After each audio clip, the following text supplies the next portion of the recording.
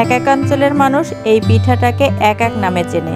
কেউ বলে চুই পিঠা, কেউ বলে চুষি পিঠা, কেউ বা বলে সেমাই পিঠা, কেউ আবার বলে সেয়াই পিঠা।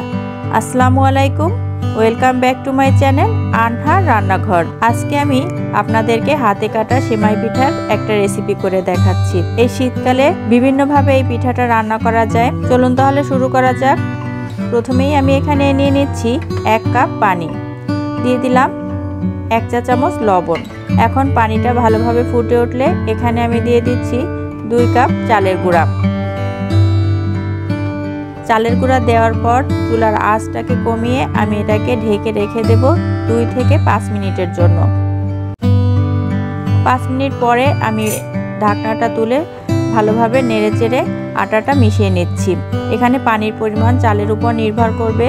চালের গুঁড়া যদি শুকনো হয় তাহলে পানিটা একটু বেশি লাগবে, আর যদি সাথে সাথে আপনারা চালের গুঁড়া করে পিঠাটা তৈরি করেন তাহলে পানির পরিমাণ কম লাগবে। তো পানিটা এখানে আপনাদেরকে একটু বুঝে ব্যবহার করতে হবে। এই যে নেড়েচেড়ে আমার ভালোভাবে মেশানো হয়ে গেছে। এখন আমি ঢাকনা দিয়ে এটাকে রেস্টে রাখবো আরও কমপক্ষে 10 মিনিটের জন্য। 10 মিনিট পরে আমি আটাটা একটা বাটিতে ঢেলে নিচ্ছি। একটু ঠান্ডা হয়ে যাওয়ার পর আমি হাতের সাহায্যে খুব ভালোভাবে আটাটা মথে নিয়েছি। এখন এখান থেকে একটা লেচি কেটে নিয়েছি। এখন কিছুটা আটা ছড়িয়ে আমি লেচি থেকে লম্বা একটা দড়ির মতো করে নিচ্ছি। যারা হাতে কাটতে পারেন তারা এভাবে করে কেটে এই পিঠাটা তৈরি করে নেবেন। আমি খুব ভালো পারি না, আপনারা হয়তো এর চেয়ে খুব ভালো পারবেন। যাই হোক, আমি আপনাদের জন্য এভাবে করে চেষ্টা করেছি। এই যে আমি হাতে এভাবে করে কেটে নিয়েছি। আর যারা একদমই হাতে কাটতে পারবেন না তাদের জন্য আরও একটা পদ্ধতি আমি আপনাদেরকে শিখিয়ে দিচ্ছি। এখানে বড় করে আমি একটা লেচি কেটে নিয়েছি এবং খুব মসৃণভাবে গোল করে নিয়েছি। এখন একটা কেচির সাহায্যে আমি কেটে কেটে পিঠাটা তৈরি করে নেব। আপনাদেরকে একটু দেখে বুঝে নিতে হবে আমি কিভাবে করছি। যারা সেমাই পিঠা পছন্দ করেন কিন্তু কাটার জন্য খেতে পারেন না, তারা এভাবে ট্রাই করতে পারেন। যাই হোক, পিঠা না বানাতে পারলে কি হবে, খেতে তো হবে। এই যে এভাবে করে আপনারা সবগুলো পিঠা ধৈর্য সহকারে বানিয়ে নেবেন।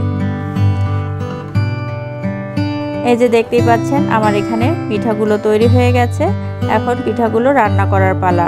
তো পিঠাগুলো রান্না করার জন্য এখানে আমি নিয়ে নিচ্ছি 2 কাপ পানি,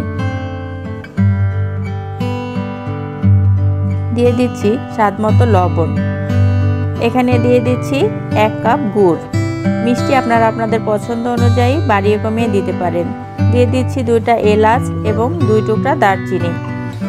এখন এখানে দিয়ে দিচ্ছি 1/2 কাপ নারকেল।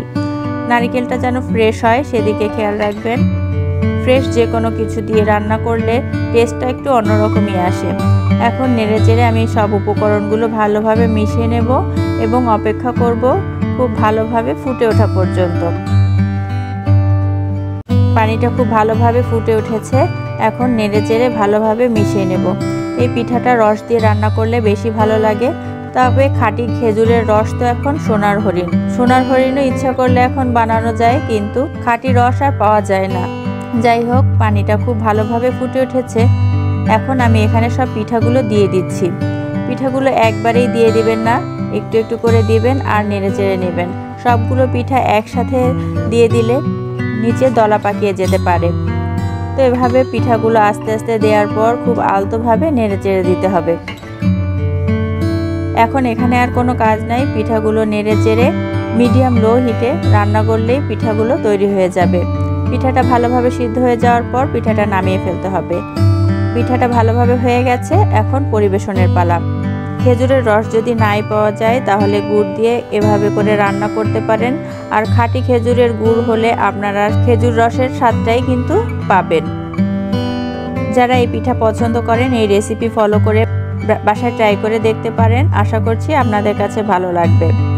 এই যে আমার পরিবেশন করা হয়ে গেছে। এখন ডেকোরেশনের জন্য আমি উপর থেকে কিছু নারকেল ছড়িয়ে দিচ্ছি। তো শীতকালে একবার হলে পিঠাটা বানিয়ে খাবেন। তো রেসিপিটি আপনাদের কাছে কেমন লাগলো অবশ্যই কমেন্টস করে জানাবেন। আর রেসিপিটি যদি ভালো লাগে প্লিজ আমার চ্যানেলটিকে সাবস্ক্রাইব করবেন। সবাই ভালো থাকবেন। আল্লাহ হাফেজ।